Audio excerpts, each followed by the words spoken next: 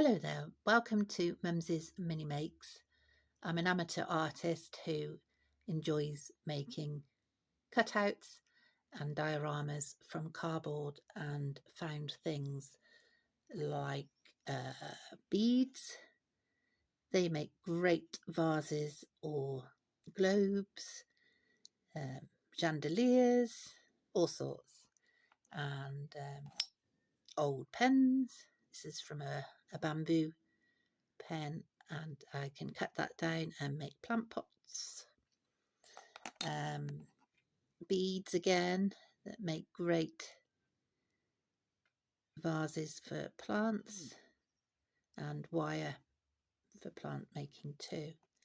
And I collect things like old cartridges that make good bottles, and bits of plastic this is from a makeup kit, and it will make a window, or I can use it for, well, all sorts of things. So let me take you to see the doll's house. This is the doll's house. Very excited to show you. My sister found it in a charity shop and has gifted it to me. It's in a bit of a dilapidated state, but it has huge potential and I'm really excited to get working on it.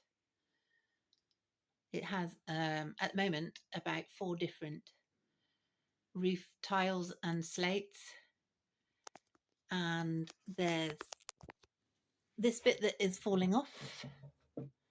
I'm hoping to perhaps hinge the roof so that I can have 2 extra rooms up there. So this is in the inside of it, and this side. So it starts with a hallway with quite a moth-eaten stairway, so I think that's going to come out and I'm going to redo it. And the doll's house is quite deep, so I might turn the stairs around and make them more of the hallway. And then there's the landing with 2 rooms upstairs. This one has got a lovely little fireplace in it, and this is a false door that I've made because you may have noticed it's not got any interior doors, and this is quite hard to cut into, so I thought false doors would be the best bet.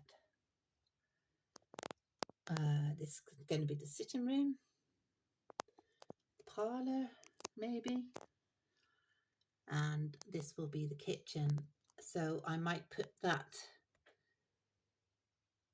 upstairs, the fireplace, and make a range to go in it instead.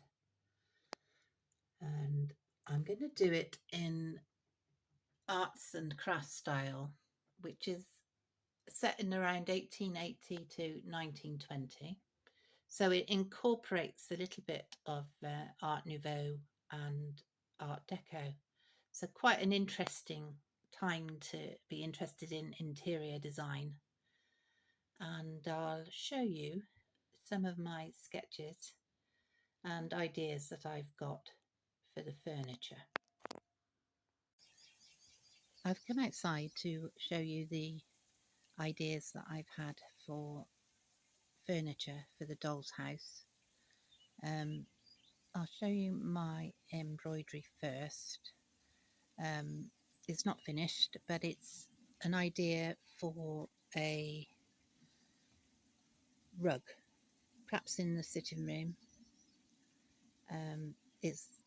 I'm not a very experienced person with embroidery, but I think it'll look okay in the when you see it flat and the light's not coming through it.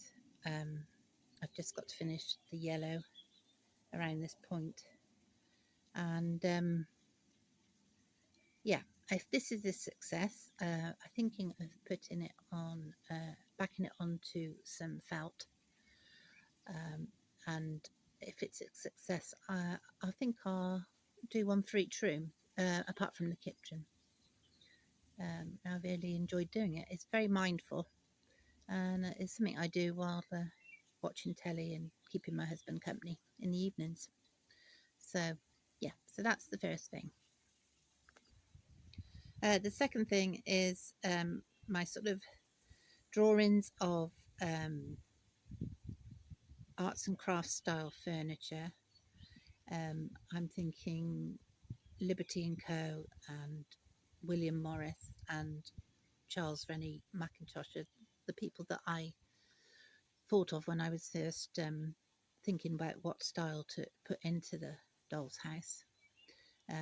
These are a table here, linen cupboard, just giving me ideas. I find if I just sketch them out, I'm not the best at sketching, but if I sketch them out, I find that it helps me with the making when I do the making later. So here's some of the chairs that Rennie Mackintosh designed, which I quite like. I like the ladder back chair and this one in particular. Although I think all of them would be good to have a go at. So yes, like I said, I find sketching easier. Then I can work out how many legs they need, and it helps me with perspective and proportion. So I think proportion is quite a hard thing to get right when you're doing 12 scale. So once I've done the sketches, I've got a better idea how to make them, and I make all my pieces out of cardboard and recycled objects. So as you can see on this table, you can see the beads on the side, little seed beads. So they're from when I used to make jewellery a long time ago. And I try not to buy anything new, for even though it's incredibly tempting when you see such beautiful furniture, 12 scale furniture out there. But this is a project that I'm hoping is is a little bit on a budget, really. Hoping not to spend too much money. What I am finding is that I'm having difficulty making everything exactly the same.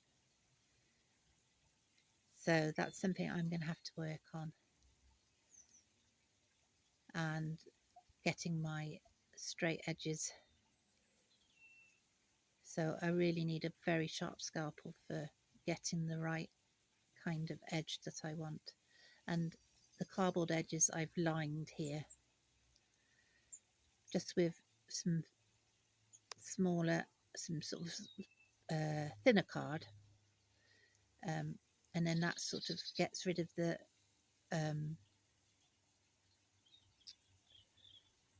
rough edge that you can find with cardboard. The other thing I'm finding, which is a bit of a pain with the cardboard, is it's very thick, and so then when you are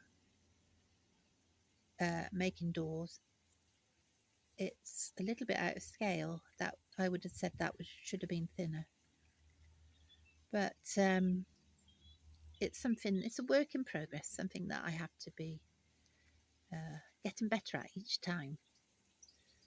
So you might recognise that some of these were in my preliminary sketches. This one wasn't. So my doll's house hasn't got any doors. So I'm making false doors just to stick on the wall, just to give the impression that that there are doors there. And even with this one, I've it's warped a little bit in the sunshine, but I've made it so that it looks like it can open. Again, that's just cardboard, and the edge is lined, and the handle's just made from a chocolate box cardboard with the gold on, and a little seed bead there to make to make it stand out. So this is what I mean about the edges. If you leave them like that, you get the crinkly edge. So they do need to be lined. But I think cardboard's the way to go. I just need to perfect how I do it. When I'm making my 12 scale furniture, I use a model that I've made of me as scale. So I work out whether I'd be able to sit on there and whether the table is the right height to put the teapot on, and whether the door is the right height for me to go in. I think I'd have to duck in that door a little bit, but in old houses you did quite often have to duck. So that's something I'm going to have to think about, whether the doors are actually the right height. So I often use a little model like that to help me work out the sizes of the furniture. Find that easier to picture in my head rather than measuring all the time with a ruler. Yeah, so that's what I've done so far, and hopefully you can join me soon when I've progressed a little bit further with the doll's house restoration. Thank you ever so much for watching. I really appreciate it, and I wish you well and hope you're all feeling fine in this lovely sunny weather. Take care of yourself, and I'll see you soon.